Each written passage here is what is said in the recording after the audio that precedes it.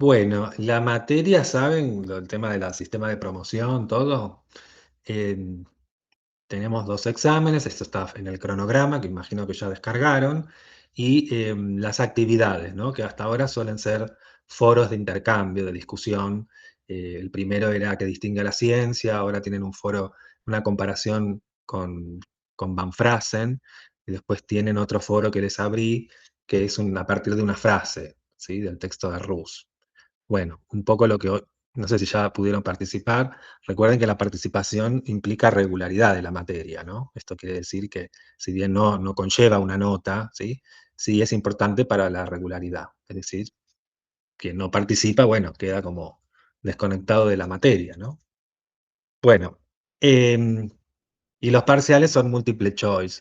Bueno, no sé, a algunos les gusta, a otros no tanto, pero bueno, esa es la modalidad, que están en las semanas que ustedes saben que como esta es una asignatura asincrónica, se abre un lunes el examen y después se cierra el sábado, ¿sí? Pero obviamente una vez que lo comienzan, empieza a correr un tiempo, ¿sí? Yo después esto voy a darle los lineamientos. O sea, tienen 6 días para hacerlo, pero cuando lo empiezan, se deciden empezar, empieza a caer el tiempo, ¿sí? Eso ténganlo en cuenta también. Bueno, igual falta, pero no tanto, porque vieron que el cuatrimestre circula y uno se da vuelta y ya llegó el parcial, ¿vieron? Es así. Bueno, ¿alguna cuestión administrativa que me quieran preguntar? ¿Cómo le fue con la lectura de Rus y de filosofía de la biología? Bien, bien. Bien. O sea, todavía no, o sea, no lo leí entero el libro, pero fui leyendo Ujú. y armando un poco las respuestas a esa guía de preguntas que nos diste, Mariano. Ujú. Que ahí en los primeros capítulos pude encontrar un poco Mm. no sé los compañeros, pero más o menos encontré las respuestas. Sí se me complicó un poco la comparación con algunas cositas con esta actividad que nos diste de Van Frasen, ¿cómo es el nombre? Van Frasen, sí, Ah, sí. y Mm. ahí eh, se entiende, pero bueno, hay terminología y es bastante Mm. específico que Sí, por yo ejemplo voy hago a, consulta. claro, yo no quiero interferir mucho en ese foro ahora, pero voy a Ah, dejar interferir, voy a interferir más adelante bueno, con lo que yo considero que es una comparación certera, que no quiere decir que la que hagan ustedes no esté bien, ¿eh? bueno, Pero más adelante voy a intervenir en ese foro, ¿sí? bueno. O sea, Para, subimos lo que más o menos pensamos nosotros y vos nos vas a exactamente, ir guiando un poco ahí. así es, así Dale. es. Bueno, a ver, y quizás no tanto, bueno, Rus y quizás más también Sauber, que es también el otro autor que vamos a ir viendo después, son, a ver, los que por ahí no vienen de filosofía o de alguna disciplina humanística, puede resultar un poco complejo, ¿sí? Pero van a ver que, por lo menos esto es lo que yo espero, al final de este encuentro, cuando ahora trabaje Rus específicamente, les va a abrir el panorama. Ustedes que son ya profes de biología o que ya se dedican a la biología, y que obviamente uno, como siendo profe de biología, a veces uno no piensa en este tipo de cosas tan, ¿no? Tan exhaustivas, tan subliminales, pero les cambia el panorama por lo menos saberlo. No quiere decir que eso lo lleguen a transmitir, aunque podrían hacerlo, por supuesto, ¿no? Pero les cambia el panorama de la disciplina que están enseñando, ¿no? Bueno, sí. Buenas tardes. ¿Qué tal, Celeste? Hay gente que se está conectando. Bueno, bueno, bienvenidos a los que se conectan. Pues yo quisiera empezar explicando un poco. Acá lo tenemos a Michael Ruse, que es un británico. Este libro, ¿no? En realidad, el libro se llama Filosofía de la Biología, pero corresponde a esta unidad que se llama la cientificidad de la biología. Fíjense acá, dice, ¿qué distingue al discurso científico de otros? Es básicamente la pregunta disparadora del primer foro que yo les puse en la semana de inicio. Y entonces acá dice, depende de la cientificidad de la falsabilidad. Piensen en esto, ¿no? Nos remite a la dimensión de Popper, ¿sí? Ustedes vieron Popper y lo que significa, cómo avanza la ciencia para el falsacionismo, es decir, a través de la refutación, ¿sí? No de la confirmación como creían los empiristas lógicos. Entonces dice, una hipótesis será científica solo si ella es falsable. ¿Qué quiere decir falsable? A diferencia de falso, que no son lo mismo, ¿no? Falsable quiere decir que se someta a un criterio de contrastación empírica. Es decir, que se me demuestre a partir de un caso singular, que se llama falsador potencial en el caso de Popper, que existe un caso contrario al de la hipótesis fundamental. Eso es lo que quiere decir que la hipótesis. O sea, para que una hipótesis sea falsable, eso lo vimos con Popper, tiene que ser empírico, ¿sí? tiene que tener términos observacionales. Bueno. El empirismo lógico es central para discutir sobre las condiciones de cientificidad, y de esta corriente del empirismo lógico se basa Rousse para dar cuenta de la física primero y de la biología después. Bueno, el punto es este. Vieron que en el texto, en el primer capítulo sobre todo, lo que hace Rousse es comparar la física con la biología, sobre todo en la cuestión de las leyes, porque en definitiva él quiere delimitar si en biología se pueden constituir leyes de la misma manera que lo hacemos en la física. Porque, ¿cuál es la diferencia entre la física y la biología? Y bueno, que en la física esas leyes tienen una temporalidad mucho mayor que en el caso de la biología. La biología es mucho más corrompible, mucho más susceptible de cambio dinámico a través del tiempo, y eso lo hace un poco más compleja a la hora de limitar una ley, que sabemos que una ley tiene una característica, digamos, un poco ambiciosa, ¿no? Donde quiere abarcar todo el pasado, todo el presente y todo el porvenir, cosa que es demasiado también, ¿no? Inclusive para la física misma, eso es un problema, ¿sí? Bien. Bueno, siguiendo con el Power, acá tenemos la reconstrucción propuesta del empirismo lógico, esto para refrescar, ¿no? Teníamos la división de los objetos de estudio de la ciencia, ¿esto se acuerdan? Base empírica y zona teórica. La base empírica es lo que está delimitado por lo observable a prima facie, o sea, lo que yo puedo ver, percibir, tocar con los sentidos. ¿Se acuerdan que eso está delimitado en los enunciados de primer nivel, ¿no? Y los de segundo nivel también, ¿no? Que lo que se utilizan solamente términos observables, ¿sí? O términos empíricos. Y la zona teórica son aquellos que me permiten ver términos inobservables, por ejemplo, los virus, los átomos, las moléculas, pero a través de un dispositivo mediador. Entonces, ¿esto qué posibilita? Y bueno, posibilita que yo pueda darme cuenta que lo que yo estoy viendo a través de un microscopio es un paramecio, por decir algo, o es no sé, la mitocondria que está dentro de la célula o el aparato de Golgi, ¿no? Si no veo simplemente qué es lo que veo cuando veo en el microscopio, si no tengo una zona teórica que delimite qué estoy mirando, ¿se entiende? Eso solo para los términos inobservables. Bueno, bienvenidos a los que se están conectando, porque vi que se está conectando nueva persona. Bueno, estamos con Rousse, ¿sí? Empezando a trabajar el texto de Rousse. El segundo es la presencia de dos tipos de enunciados, que es, esto ya lo vieron, ¿no? Los enunciados sintéticos y los enunciados analíticos. Un enunciado analítico solamente se corresponde con la lógica y la matemática. ¿Por qué es a priori? Porque es antes de la experiencia. No necesito de la experiencia para saber que 2 más 2 es 4. Eso es un enunciado a priorístico, o en este caso un enunciado analítico, ¿sí? Solamente de las ciencias formales. En cambio, los enunciados empíricos son enunciados sintéticos, ¿se acuerdan? Sintéticos vendría a dar que solamente puedo dar cuenta de su verdad o falsedad si tiene un correlato empírico. Y dos tipos de enunciados de la ciencia, el esquema axiomático y el hipotético deductivo. A ver, el del esquema axiomático nosotros ni siquiera lo vemos en epistemología general porque se responde a una estructura de la lógica proposicional. Solamente vemos de lógica, estructura de razonamientos y tablas de verdad, no llegamos a los esquemas axiomáticos. Lo que nosotros miramos o vemos es el método hipotético deductivo, método clásico que empieza con un problema, una hipótesis, y después a través de procedimientos de contrastación, deductivos, etcétera, etcétera, llego a la confirmación o refutación de la hipótesis, ¿sí? Y la explicación que sigue, un modelo de cobertura legal, esto sí lo vimos, cuando hablamos de que el explanandum se sigue de un explanans. ¿Qué era el explanandum? Era lo que necesariamente debe ser explicado, lo que sería la conclusión de un argumento, mientras que el explanans está representado por las premisas. O sea, ¿se acuerdan que las premisas se correspondían con una ley y con una condición inicial? Tenía que tener esas dos características, el explanans, ¿no? Bueno, estoy repasando, porque sé que algunos ya hicieron la materia, otros no. Hablo de epistemología general, ¿no? Bueno. Pero vamos a la propuesta de Rousse. Dice, dos formas de dar cuenta de las leyes científicas.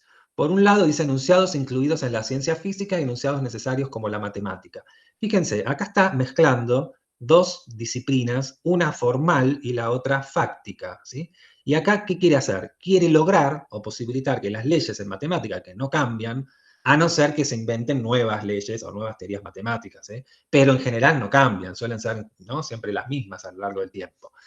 Y que esto sea, digamos, traspasable a los enunciados de la física, ¿sí? Que sean tan necesarios como la matemática, que en alguna medida lo son, porque si nosotros vamos a las teorías, no sé, de la gravitación de Newton, en algún aspecto eso sigue vigente hoy. ¿Y pasaron cuántos? 600 años, 550, 600 años de Newton.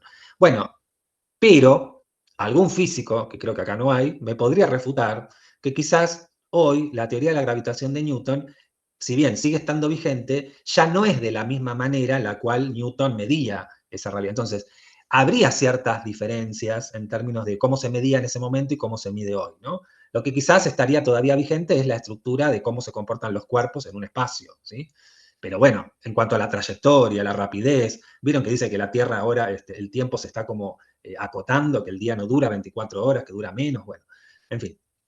Digo, la física también tiene cambios dinámicos, porque también no deja de ser una disciplina que, como no es la matemática ni la lógica, bueno, está susceptible de los cambios dinámicos de la naturaleza, ¿no es cierto? Bueno, entonces dice, sin leyes no puede haber una genuina explicación científica.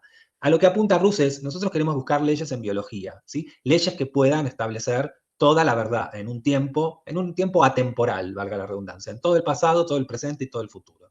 Entonces Rus se centrará en esta última, en la aplicación científica, y si la biología se puede clasificar entre los dos tipos de objetos de estudio de la ciencia. Es decir, si la biología puede constituir leyes como en la física o como en la matemática, si esto es posible, ¿no? Bueno, acá tenemos la división, esto quizás es la parte más clara del texto, creo yo, que es la división de los objetos de la ciencia en dos tipos, ¿no? La distinción entre base empírica y zona teórica comprende haciendo referencia a tres oposiciones. Bien, la primera oposición es objetos observables e inobservables. Bien, lo observable es lo que puedo percibir a prima facie, como dije antes, ¿no? A través de los sentidos. Lo inobservable es lo que necesito a partir de ¿qué? De un dispositivo mediador, es decir, que no puedo ver por sí mismo. Bien, o sea, ahí entrarían en los observables términos observacionales y en los inobservables lo que se dice en términos teóricos, que solamente tienen entidad a partir de una teoría que lo sustenta. Después están los objetos hipotéticos y los no hipotéticos. Los hipotéticos son los que se vinculan con los inobservables. ¿Por qué? Porque en definitiva yo tengo que creer, ¿no es cierto?, en lo que me dice esa teoría, al no poder comprobarlo por mis propios sentidos, de que eso es así o no. Entonces lo hipotético se corresponde con lo inobservable o con los términos teóricos. Y lo no hipotético es lo que veo a prima facie, en sí mismo, ¿sí? Puedo ver, tocar, escuchar, percibir, oler. Ahí no hay una hipótesis, es lo que estoy observando, viendo de manera directa, ¿sí? Y después están los objetos teóricos y los no teóricos. Bueno, los teóricos son los que se vinculan con los términos inobservables, porque claramente existen gracias a que hay una teoría que lo sustenta, y de esa manera me doy cuenta dónde está el átomo, dentro de la célula dónde está el aparato de Golgi. Si no, veo cosas que se mueven, ¿sí? Yo me acerco, pero no puedo identificar qué es cada cosa, solamente gracias a la teoría. Y los no teóricos son aquellos que puedo ver por sí mismo, es decir, responderían a los objetos observables en sí mismos. Bien, y ahora vamos a ir detallando un poco estas tres oposiciones, que son interesantes los planteos. Fíjense en la primera, observable e inobservable, vamos a tener que definir en qué sentido deseamos hablar de observación. Ustedes saben que en psicología, acá no hay psicólogos, porque a veces siempre hay alguno. Estamos en Argentina, ¿vieron? Hay 10 psicólogos por manzana. Pero bueno, hay psicólogos que plantean esta idea de, y esto es cierto, es una cuestión puntual, ¿no?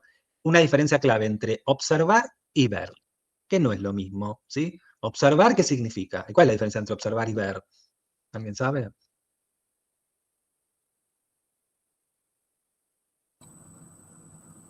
Sí. Ver tiene que ver solamente digo, con el sentido de ver, pero cuando observo lo hago desde una postura, por ejemplo. Ujú, ujú. Lo analizo, lo interpreto. Claro. Y Exacto, lo interpretás, esa es la interviene palabra. en esa observación, interviene lo que pienso, mi subjetividad, digamos. Exactamente. Ver es, como decís vos, es una función biológica, o sea, uno tiene ojos y ve, abro y miro cosas. Ahora, observar es detenerme en los detalles, interpretar la realidad, organizarla y darle una coherencia, un sentido, una unicidad, ¿no es cierto? Y por supuesto interpretar, y ahí cuando uno interpreta lo que observa, no lo que ve, está haciendo o está involucrando su subjetividad. Entonces acá viene el tema, ¿no? Esa subjetividad, uno dice, bueno, observar aspectos o rasgos está delimitada por mí, ¿no es cierto? ¿Qué es lo que yo recorto del objeto que estoy observando? Por eso ahí dice observar, reconocer, detectar. Son parte del trabajo psicológico de observar, que tiene que ver con la puesta en juego de una subjetividad. Y ahí dice, puede ser directa, puede ser indirecta. Directa es a través, sin mediación, indirecta a través de un dispositivo mediador. Puede ser para ver de cerca, puede ser para ver de lejos también. Recuerden que el telescopio me permite ver de lejos, ¿sí? Entonces, por medio de artefactos se alude al concepto de entidad. Es decir, fíjense cómo la subjetividad, y esto entre comillas, ¿no?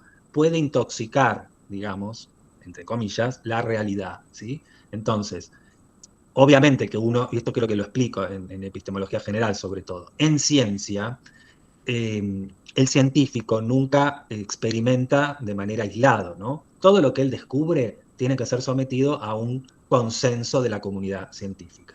Esto implica evitar los sesgos de la subjetividad, porque obviamente uno no puede salirse de ser uno mismo, ¿no es cierto? Con todo lo que eso implica, o sea, ver la realidad fragmentada, sesgada, ¿sí? Así que bueno, fíjense que aparte lo inobservable es inobservable en sí mismo, pero el humano inventó un dispositivo para ver más allá. Fíjense que ese dispositivo inventado por el humano permite ver un universo que por sí mismo ni siquiera tendría conciencia que existe. Entonces se nos abre otro universo gracias al invento de dispositivos mediadores que permiten ver esa realidad de manera indirecta, ¿sí? Fíjense el universo que se les abre. Ustedes que son de biología lo saben mejor que nadie, ¿no? Es todo un mundo distinto. Uno se acerca al microscopio y ahí es otra realidad la que uno está viendo, ¿no? Bueno. En cuanto a hipotético y no hipotético, tenemos los casos paradigmáticos indiscutidos de objetos hipotéticos, serían muy pocos en física. ¿Por qué? Y bueno, porque en la física, en general, todo está demostrado a partir de pruebas fácticas, ¿sí? Entonces yo, no sé, muevo no sé, tiro algo hacia el piso y obviamente va a caer por la gravitación, ¿no es cierto? O sea, algunas cuestiones pueden ser hipotéticas, pero serían muy pocas, ¿no es cierto? Acá dice, bueno, científicos convencidos del átomo de hidrógeno no ingresa dentro del ámbito hipotético. Ustedes saben que el átomo de hidrógeno puede ser considerado como una invención para los físicos y otros consideran que existe, ¿no?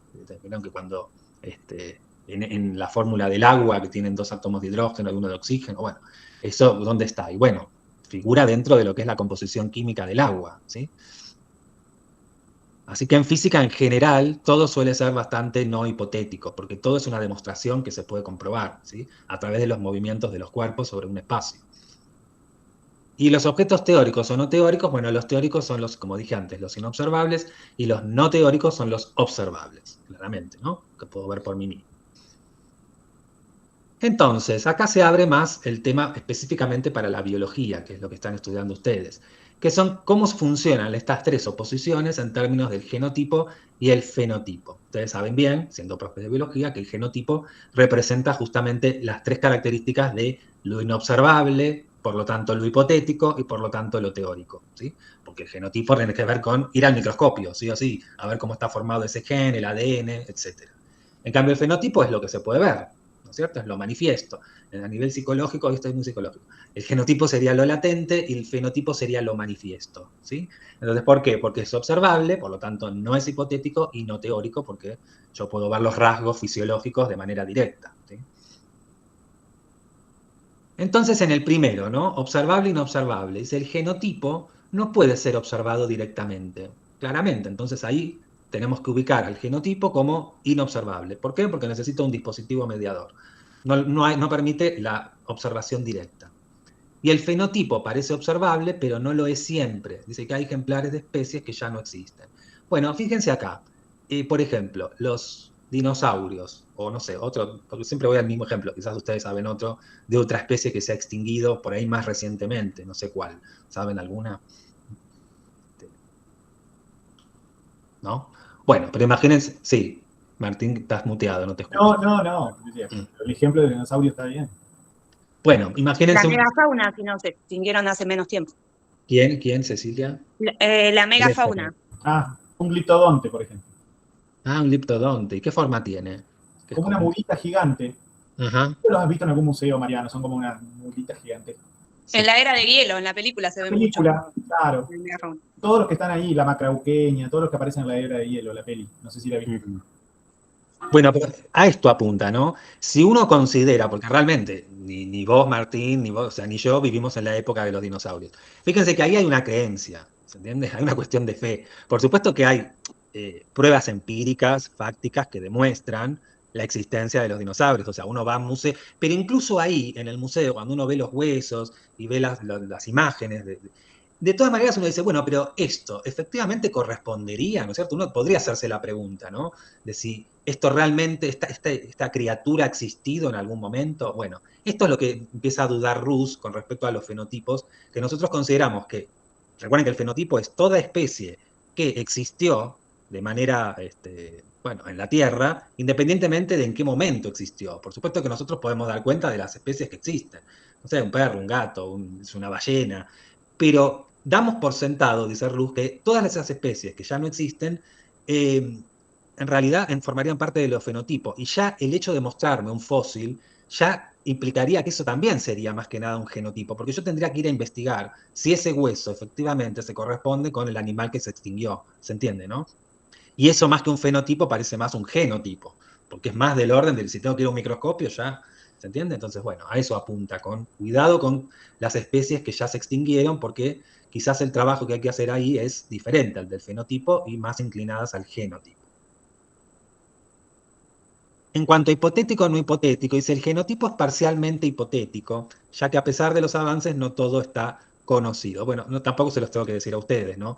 De hecho, últimamente hay presentaciones y, digamos, estudios recientes que indican que el estudio del ADN en sí mismo sigue manifestando información absolutamente desconocida hasta el momento. O sea, cada vez que uno sigue investigando, encuentra aún más información en la cuestión del ADN o lo inobservable, ¿no?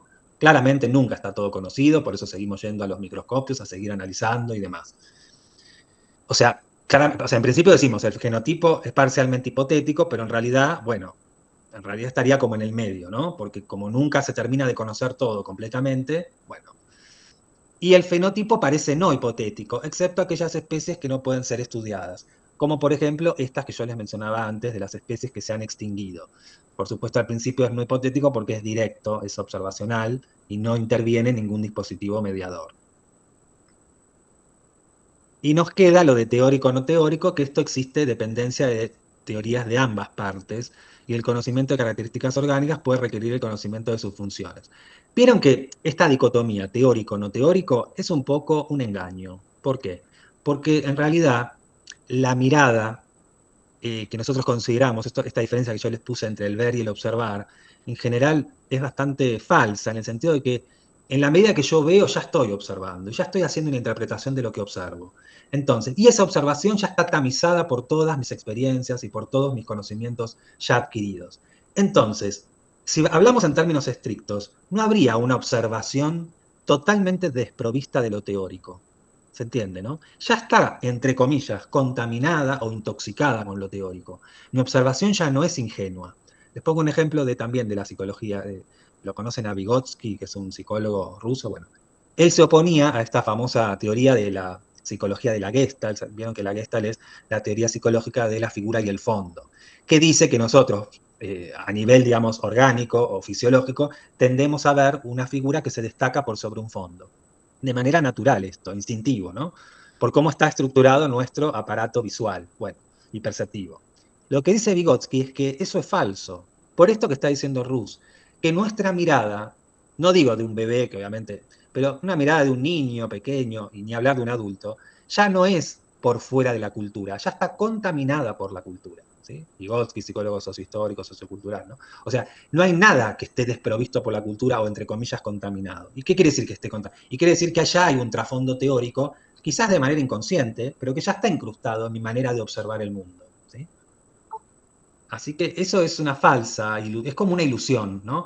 O sea, yo se los explico, digamos, ok, teórico, no teórico. Sería, uno es lo observable, el otro es lo que es inobservable en sí mismo y que necesita una teoría, pero ya la observación en sí misma ya está tamizada, ya está sesgada por las teorías, por todo el conocimiento y toda la experiencia que yo ya he aprendido, ¿sí?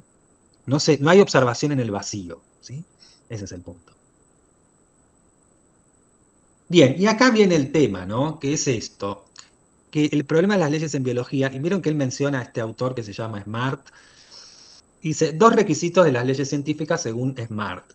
La primera, esto de la física, ¿no es cierto? Para que después esto lo podemos trasladar, si se puede, a la biología, que es lo que él quiere intentar.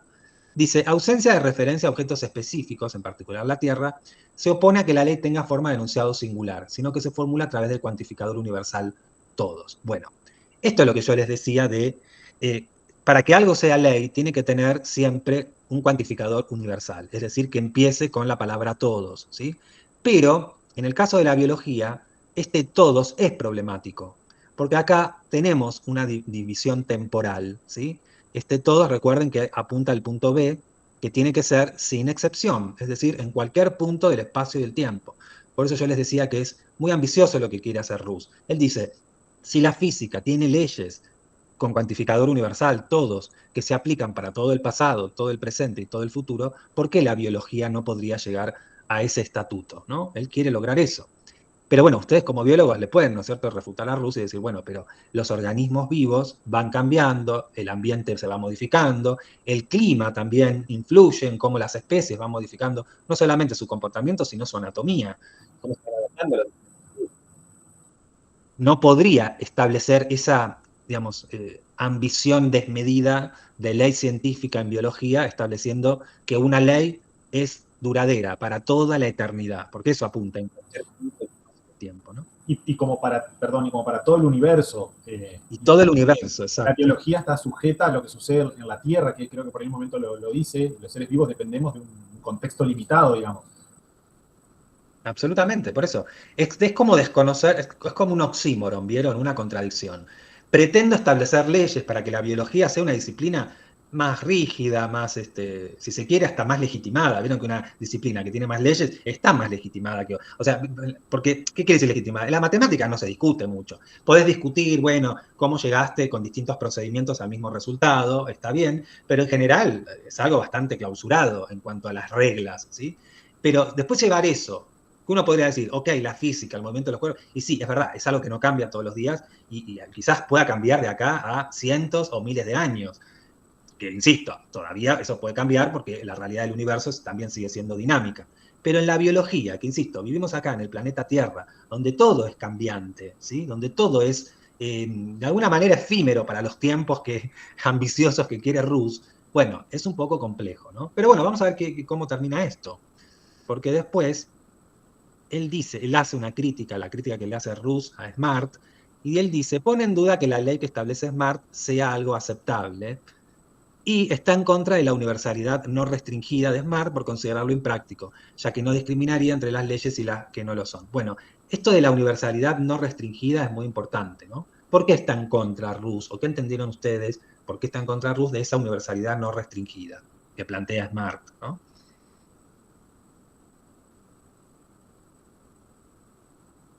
¿Qué nos está diciendo universalidad no restringida? Lo mismo que dijimos antes, que se tiene que dar necesariamente en toda la temporalidad y en toda la espacialidad, ¿sí? Entonces, la crítica de Rousse es, no es posible, incluso en física, ¿sí?, que eso pueda darse, ¿sí? Porque también, como dice él, no discriminaría entre las leyes y las que no lo son. Porque una ley nunca es de una vez y para toda la eternidad, ¿sí? También se pueden constituir leyes a pesar de que en algún momento caduquen, ¿sí? Y eso es a lo que apunta Rousse. Yo quiero constituir una ley, pero no con esa pretensión de universalidad no restringida, porque es muy ambiciosa. Voy a armar leyes sin esa pretensión que dure para toda la eternidad, ¿sí? Entonces, es como que le cambia el significado de la palabra ley. Una cosa es para Smart, lo que significa una ley, que tiene que ser para toda la temporalidad, y otra cosa es lo que quiere Rousse, ¿sí? Cambiarle el sentido a la palabra ley. La ley no tiene que durar en la eternidad, ¿sí? Mientras que dure, obviamente, tampoco un cambio de todos los días, ¿no? Porque también dejaría de ser una ley, pero sin esa pretensión tan ambiciosa. Por eso dice, bueno, es impráctico. De hecho, también dice, ni siquiera se sabe lo que son leyes y los que no lo son, porque las leyes también se adecúan a un momento temporal de la historia, ¿sí? Entonces está acá, dice, el problema de las leyes en biología, la propuesta de Rousse, ¿cuál es? Sustituir el requisito de que la regularidad de una ley se mantenga en cualquier condición por el requisito de que se mantenga en una amplia gama de diferentes condiciones. Bien, fíjense cómo acá abre el panorama. Ya no está diciendo se tiene que dar en toda la temporalidad, simplemente está agregando, ok, bajo ciertas condiciones específicas, esa ley se puede aplicar. Si cambian esas condiciones específicas, entonces tendré que inventar otra ley. ¿Se entiende la estrategia de Rousse? Es más amplio, es decir, él quiere que la biología sea legitimada, tenga leyes firmes, pero las va adaptando según van cambiando las condiciones en las cuales esas leyes se implementan, ¿sí? Y acá fíjense que esto es lo que sucede con las leyes de Mendel, que ustedes conocen bien, ¿no? Dice, hay ciertos enunciados que los científicos llaman leyes, que se refieren a cosas concretas, y bajo estas condiciones la biología también nos ofrece leyes. ¿Qué quiere decir eso? En cuanto a las leyes de Mendel, ¿no? Ustedes saben que Mendel, que creó la ley, no fue la misma condición de ley que se conoce hasta hoy. Esa ley fue cambiando a lo largo del tiempo. ¿no? Ustedes me dirán qué tipos de cambios hubo, ¿no? Qué nuevos descubrimientos aparecieron para que esa ley, pero sin embargo, como diría Lácatos, hay un núcleo firme que se mantiene, ¿sí? Y lo que va cambiando sería el cinturón protector del núcleo firme, ¿sí? Es un poco bastante similar el razonamiento. Si cambian las condiciones del cinturón protector, bueno, en ese caso tendré que cambiar. Pero hay algo que no varía mucho. Y si cambia demasiado, bueno, reemplazo esa ley por otra, ¿sí?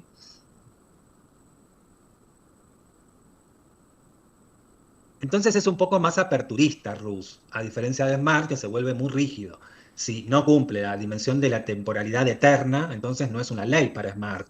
Y Rousse dice, no, puede ser una ley bajo cierto, esto que dice ahí, mientras se mantenga en una amplia gama de diferentes condiciones. Si las condiciones cambian, bueno, la ley también va a cambiar. Y eso no hace que la biología sea una disciplina más endeble, ¿sí? Al contrario, justamente es aquella que va adaptando su epistemología, digamos, en función de los cambios dinámicos de la propia naturaleza, a la cual la biología suscribe, ¿no? Que nadie podría comprender que la biología funcione igual que las leyes de la física, ¿no? Los cambios de la biología son mucho más rápidos y dinámicos que los cambios en la física, ¿sí? Bueno, este es el punto de Rousse, que a mí me interesa que comprendan, ¿sí? Por lo tanto, como verán, no es tan complejo.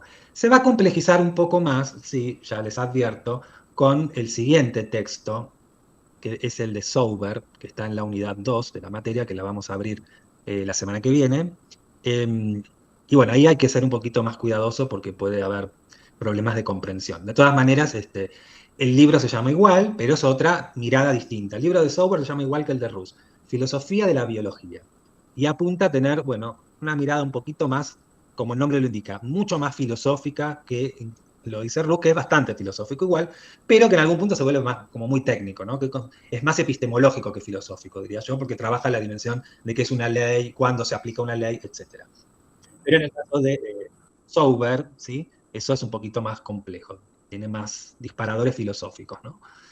Piensen que esta materia es filosófica también, chicos. O sea, la epistemología es una rama de la filosofía, ¿no? Y nosotros acá estamos teorizando, interpretando la disciplina de ustedes, que es la biología. ¿Sí?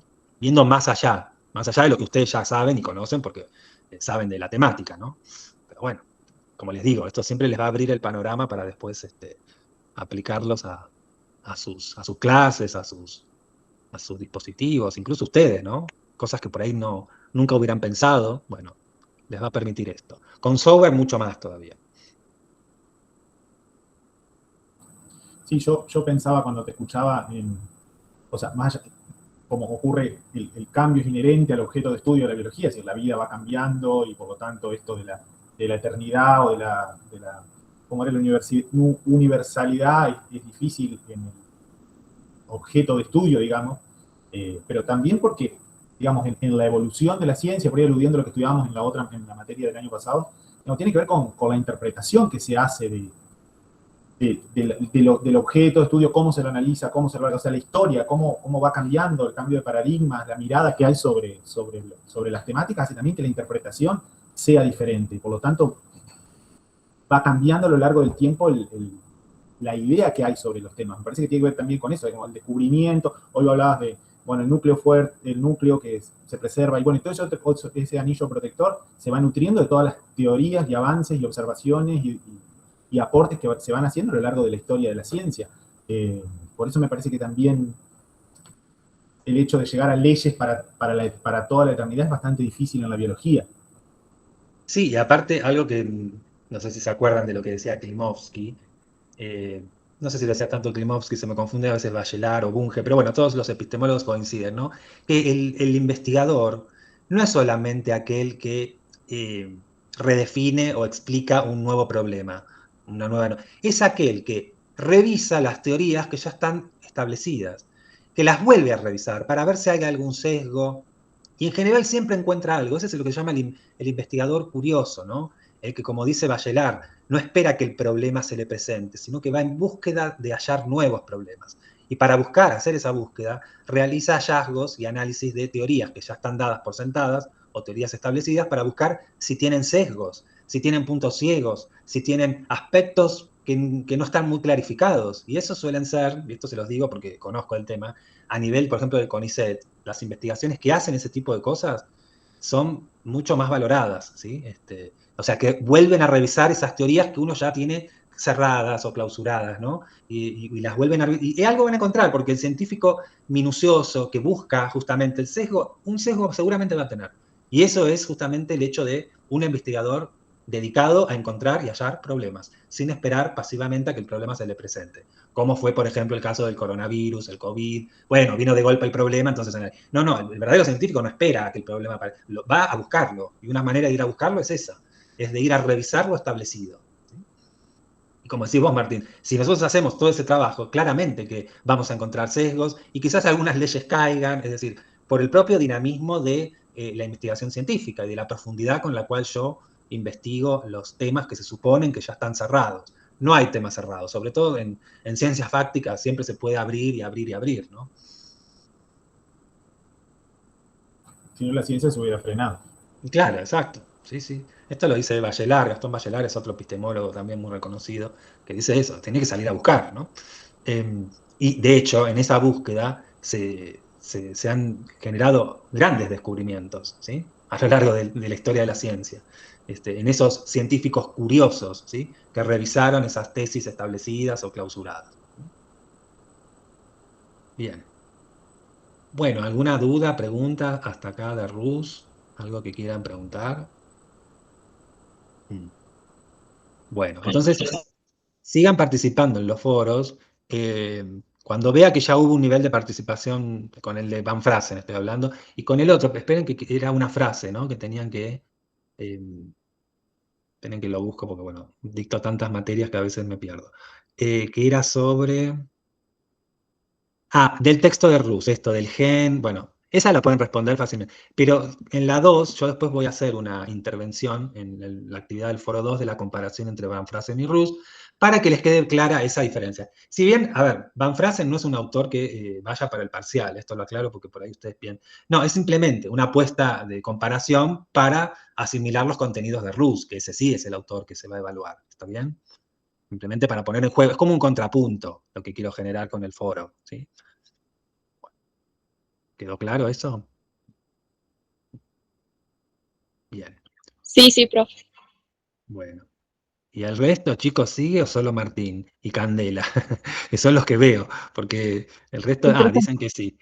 No, está bien, chicos, el que no puede poner la cámara, yo no voy a estar, cada uno, a veces me escuchan en el colectivo, cada uno está con sus cosas, ¿no? Así que, pero bueno, lo importante es que se haya entendido. Obviamente, al no ser obligatorio estos encuentros, quedan grabados y se suben, ¿no? O sea, después harán las preguntas en los foros, seguramente, si tienen alguna pregunta, ¿sí? Bueno, si no hay nada más, entonces nos veremos dentro de 15 días, ¿sí? Buenísimo. Bueno, profe, gracias. Muy bien. Muchas gracias. Adiós. Nos vemos. Semana larga. Chau, chau.